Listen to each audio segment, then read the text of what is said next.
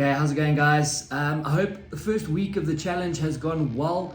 Obviously, it's still early, so often motivation levels are nice and high. We're all pretty amped to make sure it's new, and we get into things and we're excited about it. It does start getting progressively more challenging as time goes by. Motivation levels will start to drop. So if you start to feel that, just know firstly that it's normal, and then obviously the goal is just to make sure we instill that discipline and just be consistent. Remember, we're striving for progress and not perfection. Okay, so I hope the first week went well for everybody. We obviously hopefully completed our steps. Basically, this video is that weekly resource where we're going to just upgrade our skill and upgrade our knowledge around certain aspects with regards to diet and exercise. And I'm also going to release the new challenge for the upcoming week. Okay, so the resource that I want to share with you guys today is a very practical one. If you had to implement all of these things, and I want to just also preface this and just say to you guys, I'm not saying that this is anything that I share with you today is magic and it's going to make a huge, massive difference. But remember, it's all about consistency. And if we take small sort of steps towards improvement and collectively bring those steps together, that can end up making quite a big difference. You know, just from last week, from the walking specifically, you've probably heard some success stories of people in the past who have achieved, you know, enormous weight loss just purely by moving more. We know that our basal metabolic rate is the rate at which we burn calories in any particular day. So it's not necessarily related to exercise. Yes, exercise can help, especially when it comes to weightlifting, but the most important factor is controlling our calories in versus calories out. That's the most important factor when it comes to weight loss. I know this challenge is not only about weight loss for everybody, that also is the most important factor when it comes to just overall performance and feeling better and feeling good about yourself.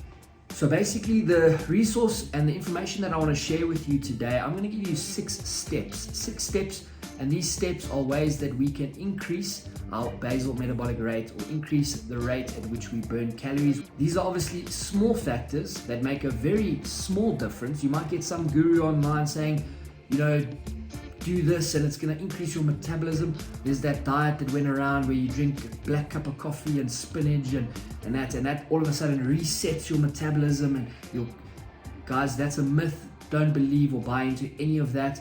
This is some pure facts that's backed by research.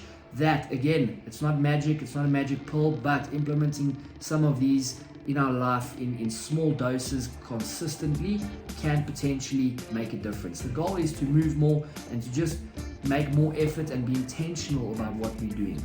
So I'm going to give you 6 steps. The first one is to eat more protein. Okay, so obviously we know protein is the building block of muscle. We've spoken about having more muscle, which leads to burning more calories in general.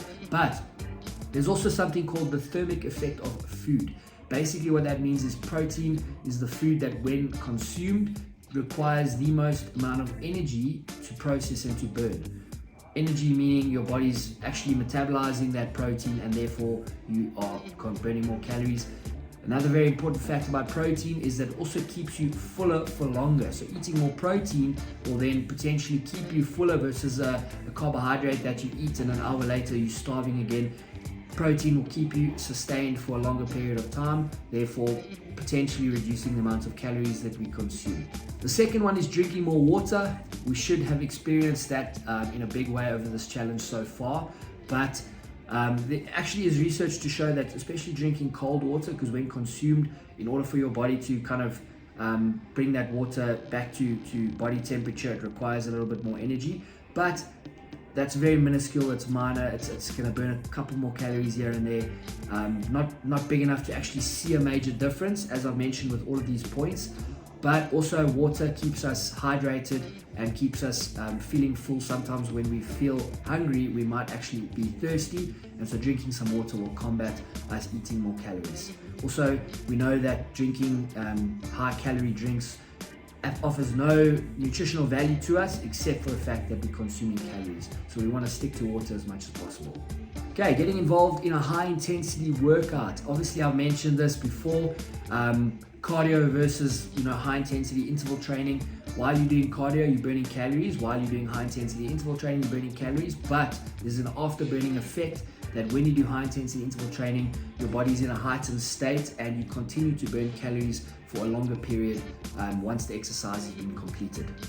Number 4, lifting weights. We've spoken about this before. The more muscle you have, the more calories you're going to burn. And no, you're not going to get big and bulky. That doesn't happen by accident.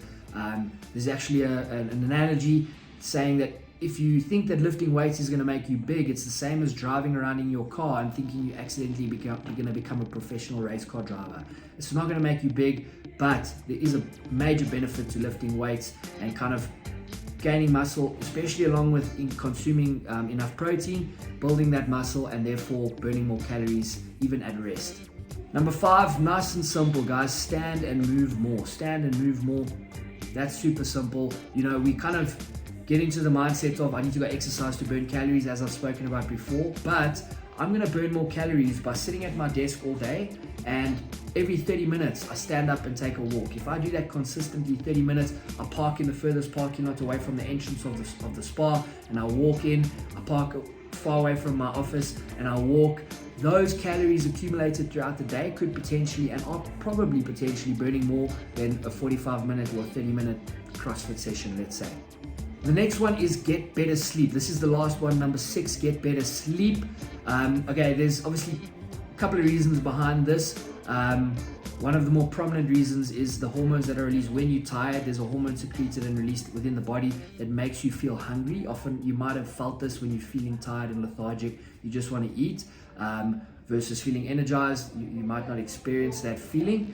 And then the more obvious one, or the less obvious one, I guess, would be if you're feeling tired, and this is one that you might not think about, and again, doesn't make a huge difference, but can play a role when done consistently over time, over a period of 7 days, 21 days, a month, etc.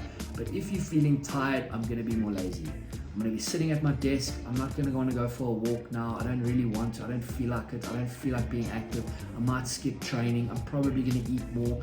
So it's simple. It's not a get more sleep and you will burn more calories. It's basically get better, good quality sleep. And chances are, because you're feeling more energized, you're going to move more, you're going to fidget more, you're going to be energized to get up and go do stuff.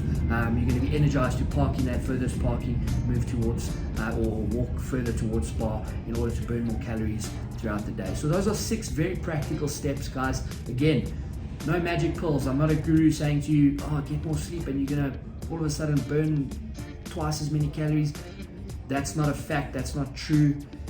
None of these on their own will make a huge difference, but when incorporating them all together, we can potentially see some benefits.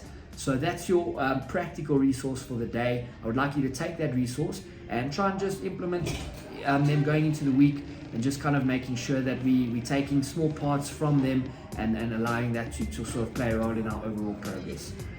Okay, guys, now to the challenge for the week. Our challenge for the week is we had a step 1 last week. We had to complete 35,000 steps. Today is a little bit more exercise related, I would say, and it's basically the challenges are going to get progressively harder as we go. This week, I want you to complete 350 lunges. It's 50 lunges a day. For some of us, that might seem incredibly easy. That's great. That's fine. For some of us, it might seem a bit more challenging. The fact that we have to do those lunges is less important than the fact that we have to have the discipline to do those lunges, if that makes sense. I'm not saying doing 350 lunges in a week is going to make you, get rock hard glutes. Basically what I'm saying is you're going to sit there and you might not feel like doing 50 lunges at 8 o'clock at night because you've had a crazy long day, but we're going to force ourselves to get moving and get active. And this week, comparative to last week, is you can count these lunges towards your 35 minutes of movement. So you can sort of come to CrossFit 3 days next week, or go to the gym 3 days next week, and on your rest days or on the days where you're going to move slightly less, maybe go for a walk, you can come back and you can just complete some lunges on those days. It doesn't have to be 50 per day. That's just the requirement. If you want to do minimum 50 per day, that will give you 350 for the week. Guys, I'm excited. It's week 2. As I said, it's going to get a bit more challenging, but hopefully we're still feeling motivated and we're still feeling good. Please use the group if you have any questions about anything up until now. Hopefully we're feeling some success and we're feeling in high spirits. Good luck for week 2.